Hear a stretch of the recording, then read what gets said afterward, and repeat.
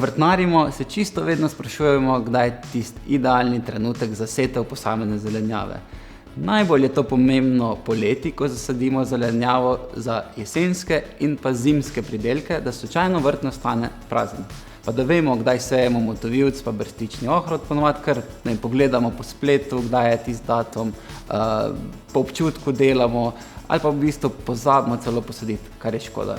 Midva si že več let beleživa, točno kdaj posadiva posamezno zelenjavo.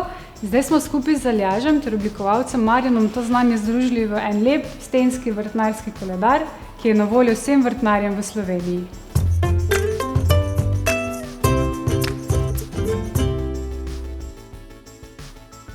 Koledar v osnovi vsebuje informacije iz biodinamičnega koledarja Marije Tun o idealnih dnevih za setev plodov, korenov, cvetnic in listnatih rastlin. Označena so tudi obdobja, primerna za presajanje rastlin. Ure pri prehodih nakazujejo začetek novega obdobja, 1 uro v prehodu pa ni primerno za delo z rastlinami, kar je označeno z belim presledkom. Na tej stopnji pa smo mi informacije v koledarju še nadgradili. Za vsako zelenjavo posebej smo s svetlim tekstom določili njen idealni dan za setev za vzgojo sadik oziroma s temnim tekstom, kdaj jo sejemo oziroma presajamo direktno na gredo. Tako imamo na koledarju zabeležene točne datume za 44 najbolj pogostih zelenjav. Če odpremo mesec marec, lahko vidimo, da je 26. marca idealni dan za setev bazilike za vzgojo sadik, napisana je svetlo-zeleno barvo. Isti dan pa je tudi idealni dan za setev oziroma presajanje na gredo špinače, blitve, pora, peteršilja, solate, kolerabice, cvetače, zelja in glavnatega ohrota, ki so vsi zapisani s temno-zeleno barvo. Največja posebnost koledarja je zadnji list z letnim diagramom zelenjave. List odpremo in je tako celo leto vedno viden pod koledarjem.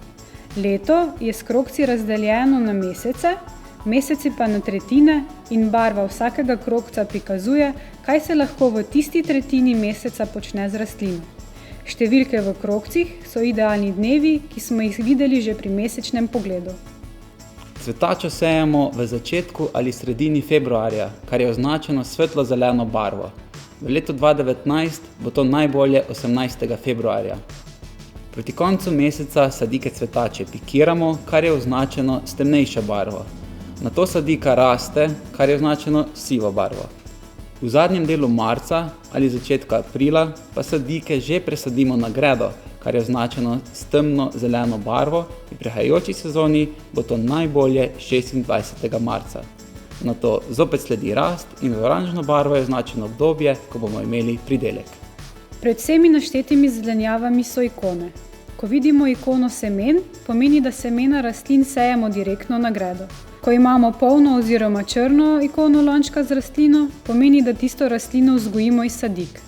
Prazen oziroma bel lonček z rastlino pa nakazuje na to, da poleg direktne setve lahko rastlino vzgojimo iz sadik, čeprav to ni najbolj pogosta praksa. Številka 1 pomeni zgodnjo oziroma prvo setev, številka 2 pa drugo oziroma zadnjo setev v tistem letu.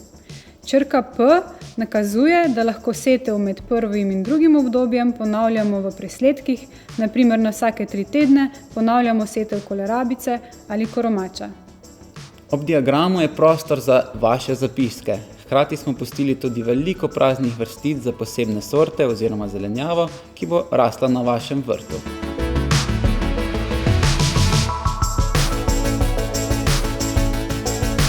Na zadnji strani je kot dodatek še najin praktični vrtni načrt vrta obilja za leto 2019, ki služi predvsem kot pomoč pri načrtovanju in kolobarjenju na vašem vrtu. Danes smo šli kar podrobno čez koledar, zato da smo predstavili vse njegove posebnosti. Tiskanje na 100% recikliran papir in za vsak prodan koledar posadimo 5 dreves v sklopu projekta 5 dreves. In prvih 250 koledarjev je že naročenih bilo v prvem tednu in prvi odzivi so super. In vsi komaj čakamo, da začnemo skupaj vrtnariti po vrtnarskem koledarju v naslednji sezoni. Pridruži se tudi ti in ga naroči na spodnji povezavi. Hvala za podporo, hvala tudi za spremljanje najinih vrtnarskih video vsebin, pa se vidimo naslednjo sezono.